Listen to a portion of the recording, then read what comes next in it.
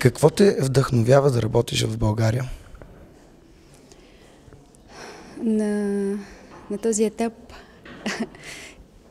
на първо място зрителите. Това, че те откликват на нашето творчество, на нещата, които ние правим. Начинът, по който ни посрещат, не знам дали бяхте сега на прожекцията на Златна роза, е уникален. Усещането е страхотно. Те ни карат да си мислим, че има смисъл да продължаваме. Въпреки всички тези хора, които са в така наречените киносреди, които се опитват всячески да ни откажат и да ни потискат и да се държат, сякаш не съществуваме. Зрителите пък са тези, които ни обичат и ни подкрепят и ни вдъхновяват.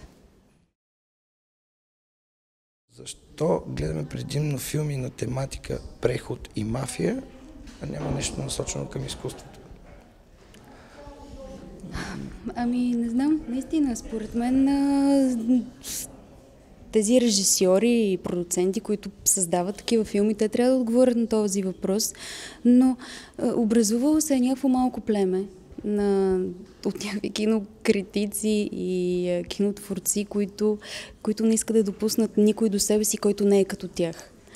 И те са си останали, според мен, във времето на прехода или може би още по-назад, преди прехода, социализма.